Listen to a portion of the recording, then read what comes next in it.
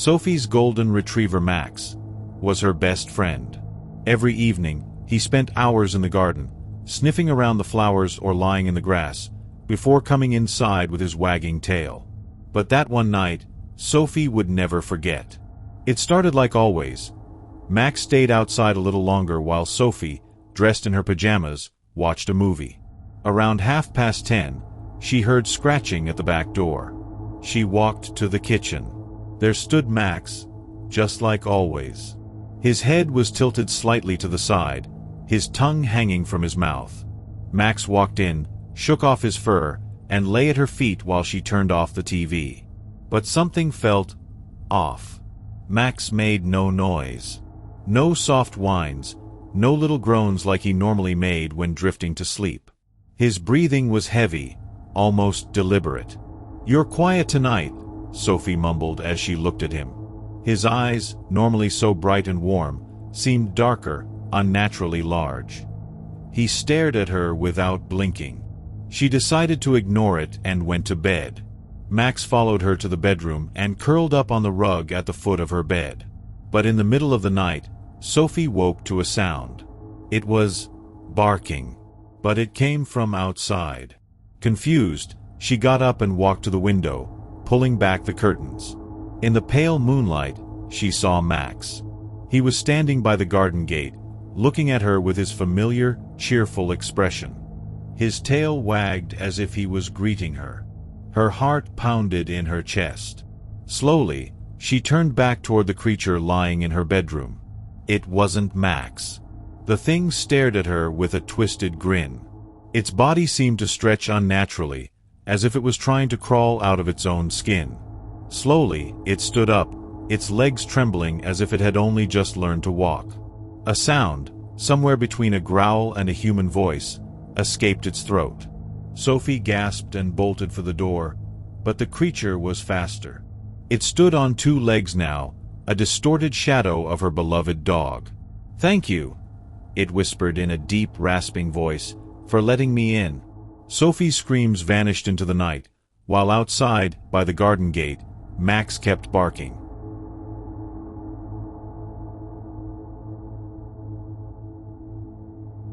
Tom was alone in his remote cabin, miles away from the nearest town. A violent storm raged outside, the howling wind and crashing thunder filling the night air. Inside, the only warmth came from the crackling fire in the hearth.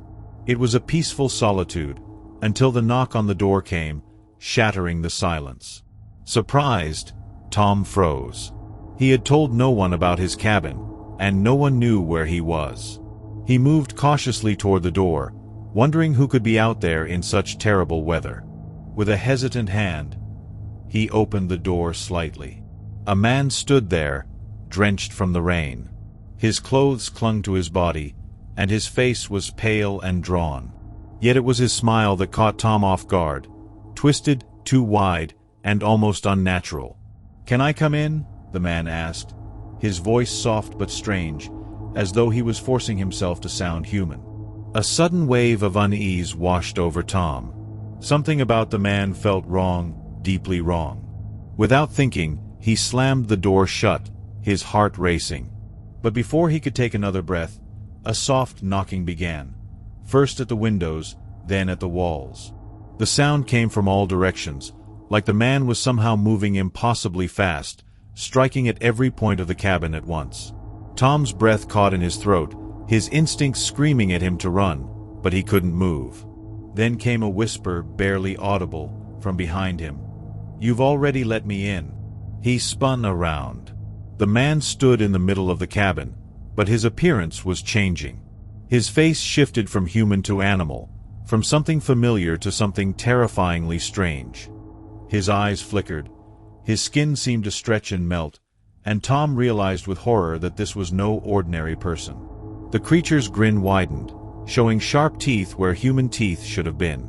"You should have never opened the door," it hissed, its voice now deep and guttural, no longer pretending to be human. In a panic, Tom stumbled back, his mind racing for an escape, but it was too late. The creature was everywhere. Its shadow stretched across the walls, its presence overwhelming. The door was no longer a barrier. It was as if the very walls of the cabin had become a prison. By morning, the storm had passed, but the cabin was eerily silent. The door, which Tom had slammed shut in a panic, hung open. The walls were scarred with deep claw marks. Tom was gone, leaving no trace except for the marks on the walls and the whisper of a voice that still seemed to linger in the air. His cabin was found empty, but the locals who came to investigate couldn't shake the feeling that something unnatural had happened. The storm had passed, but they could still hear the faint sound of scratching from within the cabin, as if the man, whatever he was still there, waiting.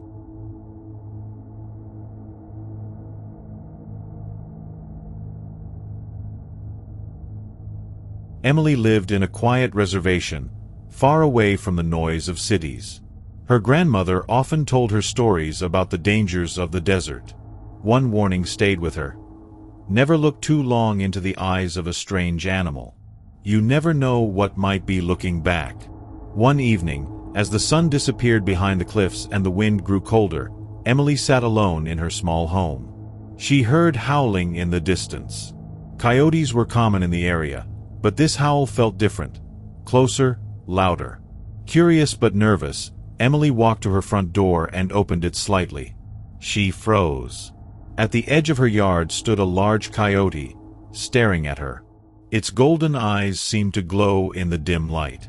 The longer she looked, the more uneasy she felt.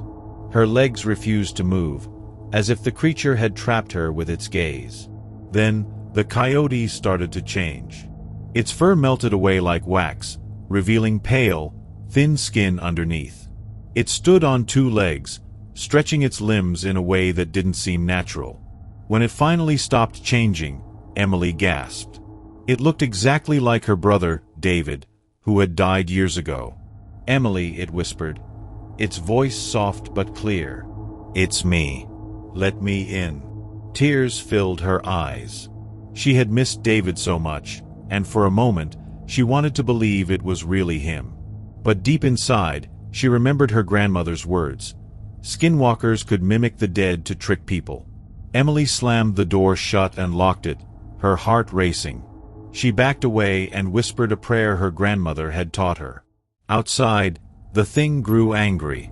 "Emily, open the door," it shouted. Its voice no longer sounded like her brother's. It was harsh and twisted. She heard scratching at the door, claws scraping the wood. Emily stayed where she was, holding her grandmother's medicine pouch tightly in her hands. The creature's screams and scratches continued for hours. She didn't sleep.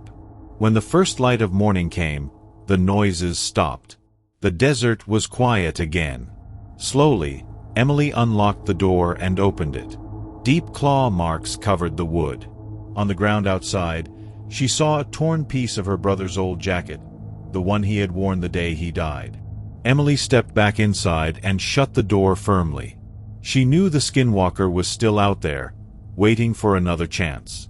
From that day on, she swore she would never open the door at night again.